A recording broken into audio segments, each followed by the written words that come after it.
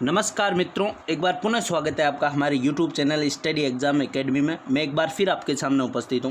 सबसे पहले मैं आपको शुभकामनाएं देता हूं और भगवान से प्रार्थना करूंगा कि आज का दिन आपके लिए सबसे बेस्ट दिन हो और मैं कामना करूंगा कि ये दिन आपका सबसे बेस्ट हो, कल का दिन और इससे ज़्यादा बेस्ट निकले। चलेगा मित्रों, मैंने बता दिया आपको कोई भी क्वेश्चन की क्वेरी हो तो आप ज़रूर कमेंट में कर दें, जिससे कि आपको उससे मैं अगले दिन क्या कर दूं, उसको सॉल्व करवा दूं। और एक ने कमेंट किया था कि भैया आपका जो वीडियो है वो बड़ा बन रहा है, उसे छोटा किया जाए। चलेगा, मैं छोटा करने की कोशिश करूँगा, ज़रूर करूँगा, क्योंकि छोटा देखने में आपको ज़्यादा अच्छा रहेगा भैया। चलेगा मित्रों, नए कोई समय गंवाए हुए मैं इस सेशन को स्टार्ट करता हूँ। सबसे पहले एक बात कह दूँ, जिसने ये यूट्यूब चैनल सब्सक्राइब नहीं किया है वो सब्सक्राइब कर ले, नहीं तो जिसको भी ये देख रहे हैं उनको पहला सबसे काम करना है लाइक करना है वीडियो को, यदि उनको पसंद आए, और शेयर करना है भैया। चलेगा, आज का पहला क्वेश्चन, हाल ही में AIFF ने सर्वश्रेष्ठ फुटबॉलर का खिताब किसे दिया गया है? पहले तो इस क्वेश्चन पे लगाएं भैया स्टार, ठीक है, स्टार लगा ले, पहले स्टार लगाएं 3, उसके बाद क्वेश्चन लिखे हाल ही में AIFF ने सर्वश्रेष्ठ फुटबॉलर का खिताब भैया किसे दिया है। देखें, नोट करें, पुरुष वर्ग में गुरप्रीत सिंह संधू को दिया गया है, महिला वर्ग में मिडफील्डर संजू को दिया गया है। तो इस क्वेश्चन का आंसर तो हमारा गे होगा, के और खे दोनों। यदि क्वेश्चन ऐसा भी आ सकता है AIFF ने सर्वश्रेष्ठ पुरुष फुटबॉलर का खिताब किसे दिया है, तो आपका आंसर होना चाहिए गुरप्रीत सिंह संधू, और महिला का पूछे तो मिडफील्डर संजू। देखिए, संजू का तो आ गया पहले नाम मिडफील्डर, यानी ये मिडफील्डर है। ये गुरप्रीत सिंह संधू कौन है भैया? ये गोलकीपर। कौन है भैया? नोट करें, गोलकीपर। ठीक है, क्वेश्चन ऐसा भी आ सकता है, क्योंकि ये चर्चा में होता क्या है करंट अफेयर्स में, जब आप ये समझने लग जाओगे कि इसमें से क्वेश्चन कौन सा आएगा, तब आप समझ लेना आपको करंट अफेयर्स याद होना स्टार्ट हो गई है। क्योंकि गुरप्रीत सिंह संधू वर्तमान में क्या है भैया, ये ज़्यादा चलन में है, ये ज़्यादा क्या है, करंट में इनका ज़्यादा मुद्दा है। तो ये करंट में मुद्दा है, तो इसके कारण क्वेश्चन आपका ऐसा भी आ सकता है कि गुरप्रीत सिंह संधू का संबंध किस खेल से है, या वो कौन से खेल में क्या भूमिका अदा करते हैं। तो भैया गुरप्रीत सिंह संधू का संबंध फुटबॉल से है, और ये क्या है भैया, गोलकीपर है। चलेगा, अब यहाँ एक नाम और आ रहा है AIFF, इसका नोट करें, इसका पूरा नाम अखिल भारतीय फुटबॉल महासंघ, और इसने 2019-20 के लिए ये अवार्ड दिए हैं। चलेगा, next question, question number 2, football से एक नाम याद और रखना, लियोनेल मेसी और हमारे रोनाल्डो, और हमारे जो इंडिया के एक नाम है वो सुनील छेत्री है भैया। बहुत अच्छे खिलाड़ी हैं सुनील छेत्री, उनका नाम आजकल इस फुटबॉल में बहुत अधिक चर्चा में रहता है, क्योंकि बहुत अच्छे खिलाड़ी हैं। हाल ही में किस राज्य द्वारा बाई रोड अभियान शुरू किया गया है भैया? बाई रोड अभियान किसके द्वारा शुरू किया गया है? तो उड़ीसा सरकार द्वारा ये अभियान शुरू किया गया। अब इस जो अभियान शुरू किया है बाई रोड अभियान, इसका उद्देश्य क्या है? इसका उद्देश्य है भैया क्या, पर्यटन को बढ़ावा देना। भैया रोड का नाम आ रहा है तो रोड मतलब सड़क, और सड़क को बढ़ावा देना यानी पर्यटन को बढ़ावा देना। तो उड़ीसा का ये अभियान जिसका उद्देश्य रहेगा पर्यटन को बढ़ावा देना। बात उड़ीसा की आई है, आप तो जिसको जो पता हो वो तो कमेंट कर दें, और नहीं जिसको पता है वो आज नोट करें, अगली बार उड़ीसा का नाम आए तो आप ही बताएंगे। भैया उड़ीसा की राजधानी भुवनेश्वर, क्या है? भुवनेश्वर। आपको एक नाम याद दे रहा है भुवनेश्वर, तो भैया नोट करें, भुवनेश्वर लिखें राजधानी, और उसके आगे स्टार लगा के नोट करें। भारत की पहली स्मार्ट सिटी कौन सी है? भुवनेश्वर। और भारत की 100वीं स्मार्ट सिटी कौन है? मेघालय की राजधानी शिलोंग। भैया नोट कर लें दोनों चीज़ें, पहली स्मार्ट सिटी भुवनेश्वर और 100वीं स्मार्ट सिटी मेघालय की राजधानी शिलोंग। चलेगा, उड़ीसा के मुख्यमंत्री कौन है? नवीन पटनायक। उड़ीसा के राज्यपाल कौन है? गणेशी लाल। और उड़ीसा से एक क्वेश्चन और आ सकता है कि भैया वहाँ पर एक व्हीलर द्वीप है, क्या है? व्हीलर द्वीप, उसका नाम बदला गया है, उसका नाम लगा है APJ अब्दुल कलाम आज़ाद। हमारे मिसाइल मैन, हमारी प्रेरणा, स्टूडेंट की प्रेरणा, वो मिसाइल मैन के नाम पे रखा गया है, APJ अब्दुल कलाम आज़ाद के नाम पे। और उड़ीसा से एक क्वेश्चन आ सकता है कि भैया उसी उत्कल दिवस कब मनाया जाता है? तो उत्कल दिवस या ओडिशा दिवस कब मनाया जाता है? तो नोट करें, 1 अप्रैल को उत्कल दिवस मनाया जाता है। चलेगा दोस्तों, नेक्स्ट क्वेश्चन की ओर चलते हैं अपन। क्वेश्चन नंबर 3, हाल ही में रूसी ग्रैंड प्रिक्स किसने जीती है? भैया ये ग्रैंड प्रिक्स क्या होती है? जो भैया ये गाड़ियाँ नहीं होती, गाड़ियाँ रेसलिंग गाड़ियाँ, जिन पे जैसे मर्सिडीज़ की आती है, वो गाड़ियों से जो रेसिंग होती है वो ग्रैंड प्रिक्स कहलाती है। तो रूसी ग्रैंड प्रिक्स हाल ही में किसने जीती है? तो भैया वोल्टेरी बोटास। वोल्टेरी बोटास, पहला क्वेश्चन तो यही आ सकता है, रूसी ग्रैंड प्रिक्स किसने जीती है। दूसरी बात, वोल्टेरी बोटास का संबंध किस कंपनी से है? ज़्यादा इसका क्वेश्चन आने की ये संभावना है। तो वोल्टेरी बोटास नोट करें, मर्सिडीज़ के ड्राइवर है। किसके हैं भैया? मर्सिडीज़ के ड्राइवर है। दूसरा क्वेश्चन इनसे ये आ सकता है। तीसरा ये क्वेश्चन आ सकता है कि वोल्टेरी बोटास का संबंध किस देश से है? तो इनका संबंध फिनलैंड से है। इसके अलावा आपके क्वेश्चन आने की ज़्यादा संभावना नहीं है। इनमें सबसे इंपॉर्टेंट क्वेश्चन मर्सिडीज़ वाला याद रखें भैया। और एक लुइस हैमिल्टन भी बहुत चर्चा में रहते हैं, ये भी बहुत अच्छे फार्मूला 1 रेसर ड्राइवर है भैया। रूसी ग्रैंड प्रिक्स वोल्टेरी बोटास ने जीती है, जिनकी कंपनी का नाम मर्सिडीज़ है और ये कहाँ के हैं? फिनलैंड के इनका संबंध है। चलेगा नेक्स्ट क्वेश्चन हमारा, फोर्थ क्वेश्चन, विश्व हृदय दिवस कब मनाया जाता है भैया? डे एंड डेट, सारे सितंबर के डे एंड डेट जो जितने मैंने पढ़ाए हैं वो आपको सारे के सारे याद होने चाहिए भैया। विश्व हृदय दिवस कब मनाया जाता है? तो विश्व हृदय दिवस मनाया जाता है 29 सितंबर को। हृदय दिवस 29 सितंबर को मनाया जाता है भैया। नोट करें, 25 सितंबर को कौन सा दिवस मनाया जाता है? अंत्योदय दिवस। 21 सितंबर शांति दिवस। और 28 सितंबर को कौन सा? कल हमने पढ़ा था, उसमें करेक्शन किया था हमने, विश्व रेडियो लिखा था, लेकिन 28 सितंबर को कौन सा दिवस है? विश्व रेबीज दिवस। कौन सा? रेबीज दिवस। विश्व रेबीज दिवस लुइस पास्चर की स्मृति में ये मनाया जाता है भैया। हृदय की बात आई तो बताओ, मानव हृदय में कितने नीले कितने आलिंद होते हैं? तो भैया 2 नीले और 2 आलिंद होते हैं। मतलब कुल कितने कोष्ठ होते हैं? 4 कोष्ठ। आज से क्वेश्चन आता है, बहुत बार आता है कि मछली में कितने कोष्ठ होते हैं? तो 2 ही कोष्ठ का हृदय होता है। चलिएगा नेक्स्ट क्वेश्चन लेता हूं मैं, क्वेश्चन नंबर 5। हाल ही में अभिलाष का निधन हुआ है, का संबंध है भैया? निधन हुआ है किनका? अभिलाष जी का। और इनका संबंध किससे है? तो ये एक गीतकार थे। कौन थे भैया? गीतकार। इनका निधन किससे हुआ है? नोट करें, लीवर कैंसर से इसका निधन हुआ। क्वेश्चन ये नहीं आएगा, क्वेश्चन सीधा आएगा, अभिलाष का संबंध किससे है? तो गीतकार से है। इंपॉर्टेंट क्यों बन जाता है भैया? क्योंकि इन्हें दादा साहब फाल्के अवार्ड भी मिल रखा है और इन्हें कलाश्री अवार्ड भी मिल रखा है। अब आपके नाम पे दादा साहब फाल्के अवार्ड का नाम आया है तो आपको नोट कमेंट करना है 2019 का दादा साहब फाल्के अवार्ड किसे दिया गया है। आप सारों को कमेंट करके मेरे को बताना है भैया।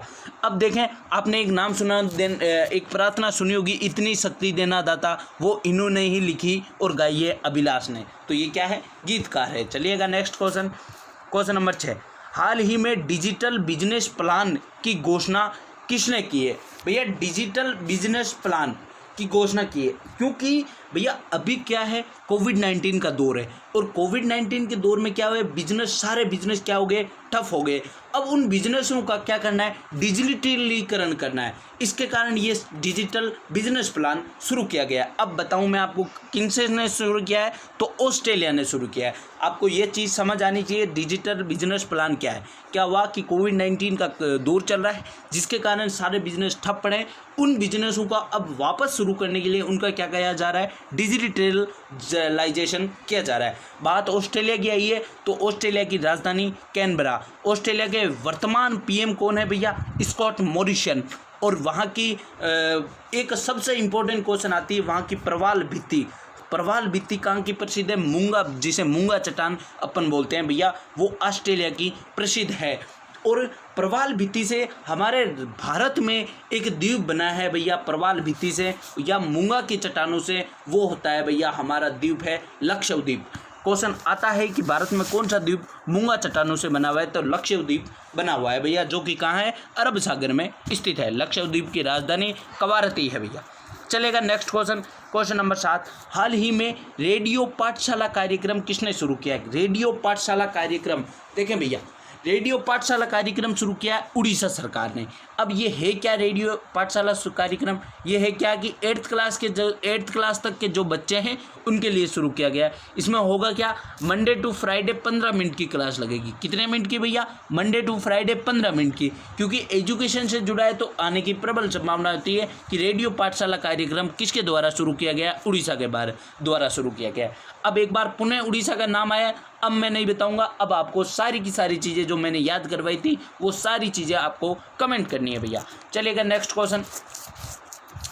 हाल ही में भारतीय दूरसंचार विनियामक प्राधिकरण के चेयरमैन पद पर किसे नियुक्त किया गया है? भैया इस पे लगा ले स्टार। क्या लगा ले? स्टार भैया। 2 स्टार लगा ले, 3 स्टार लगा ले, जितने आपको लगाना है। भारतीय दूरसंचार विनियामक प्राधिकरण यानी ट्राई। पहले बात ट्राई की आई है तो पहले ट्राई के बारे में जानते हैं। इसकी स्थापना कब हुई? इससे क्वेश्चन आ सकता है 1997 में। दूसरा क्वेश्चन, इसका हेडक्वार्टर कहाँ है? तो भैया हमारे भारत की राजधानी दिल्ली। अब दिल्ली में इसका हेडक्वार्टर है और इसकी स्थापना 1997 यानी 1997 में हुई। इसके वर्तमान चेयरमैन पद पर किसे नियुक्त किया गया है? तो पीडी वाघेला को इसमें वर्तमान चेयरमैन के रूप में नियुक्त किया गया है। अब देखें भैया, दिल्ली की बात आई, राजधानी हमारी दिल्ली की बात आई, तो देखें आप एक चीज़ इसमें नोट करें, दिल्ली को राजधानी कब बनाया गया? भैया 1911 में दिल्ली को राजधानी बनाने की घोषणा कर दी गई थी, लेकिन 1912 में दिल्ली को पूर्णतः राजधानी का दर्जा दे दिया गया था। ये भी आप चीज़ नोट कर लें। अब ये 2 ऑप्शन है, इनके बारे में आपको कमेंट करना है। सुरेश चंद्र शर्मा राष्ट्रीय चिकित्सा आयोग के पहले अध्यक्ष। मैं बार बार इसको ऑप्शन में ला रहा हूँ भैया, तो आप समझे कि बहुत इंपॉर्टेंट है भैया। ये सुनील सेठी क्या है, ये आपको आज कमेंट करना है, सारों को कमेंट करना है भैया सुनील सेठी कौन है। चलेगा next question, 9th number question. हाल ही में भगत सिंह भैया हमारे युवा एक क्रांतिकारी, जिन्हें अपन युवा क्रांतिकारी, जिन्होंने बहुत कम उम्र में बहुत कुछ कर लिया था, तो हाल ही में भगत सिंह की पुण्यतिथि कब मनाई गई है? तो 28 सितंबर को भगत सिंह की पुण्यतिथि मनाई गई है। अब बात भगत सिंह के बारे में आई है तो आप लिखे भगत सिंह और उसके साथ में ऐसे तीर करके लिखते चाहें जो मैं बात बोल रहा हूँ भैया। पहली बात लिखे, इनका जन्म 28 सितंबर 1907 को पंजाब में हुआ भैया। दूसरी बात लिखे, इनको भैया लाहौर षड्यंत्र हुआ था 1928। सीधा सीधा क्वेश्चन आता है भैया, जो छोटे गरीब एग्जाम है उनमें, जैसे राजस्थान पुलिस, इनमें क्या होता है, सीधा सीधा क्वेश्चन आ सकता है कि भैया लाहौर षड्यंत्र कब हुआ? तो 1928 में। हुआ क्या था लाहौर षड्यंत्र में? तो हुआ क्या था कि इनमें जो क्रांतिकारी थे, ये चंद्रशेखर आज़ाद, ये भगत सिंह और राजगुरु और सहदेव, इन्होंने क्या किया? सैंडर्स की हत्या कर दी। कौन? सैंडर्स। ये सैंडर्स कौन था भैया? ये जो एक कमीशन आया था, आपको पता हो तो, साइमन कमीशन। उस साइमन कमीशन, जो साइमन व्यक्ति था, उसके ये प्रमुख क्या थे भैया? जो रक्षा करने वाले बोल सकते हैं, बॉडीगार्ड। तो ये सैंडर्स कौन थे? बॉडीगार्ड था, और इसके कारण इसको हत्या कर दी थी। किन्होंने? इन क्रांतिकारियों ने। ठीक है, वो होता है लाहौर षड्यंत्र। फिर क्या किया? 1929 में भगत सिंह और बटुकेश्वर दत्त ने सेंट्रल असेंबली में क्या फेंक दिया भैया? बम फेंक दिया। क्या फेंक दिया? बम फेंक दिया। और वो दिन आ गया फिर हमारा काला दिवस, 23 मार्च 1931। कब? 23 मार्च 1931 को फांसी दे दी गई।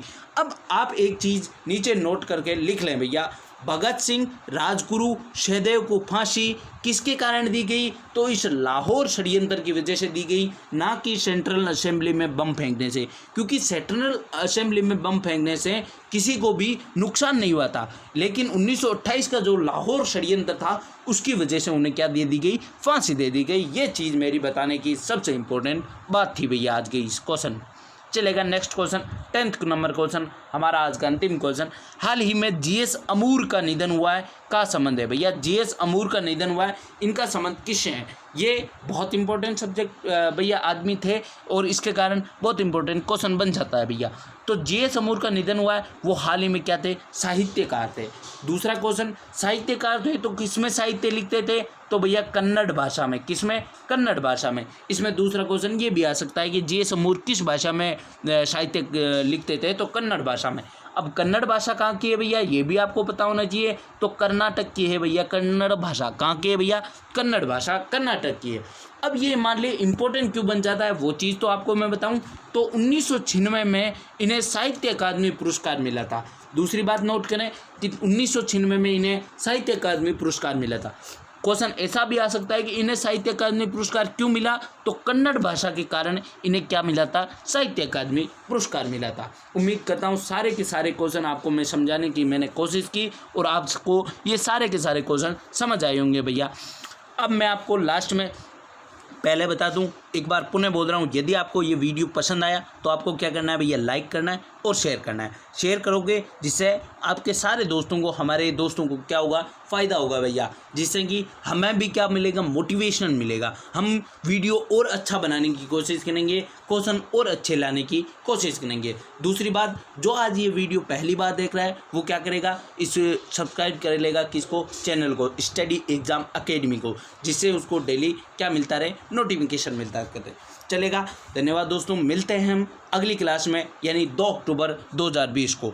और एक बार पुनः बोल रहा हूँ, एक बार आपको सारों को शुभकामनाएं देता हूँ कि आज का दिन आपका सुपर डुपर हिट हो। चलेगा मित्रों, मिलते हैं अगली क्लास में। धन्यवाद एक बार पुनः। जय हिंद, जय भारत।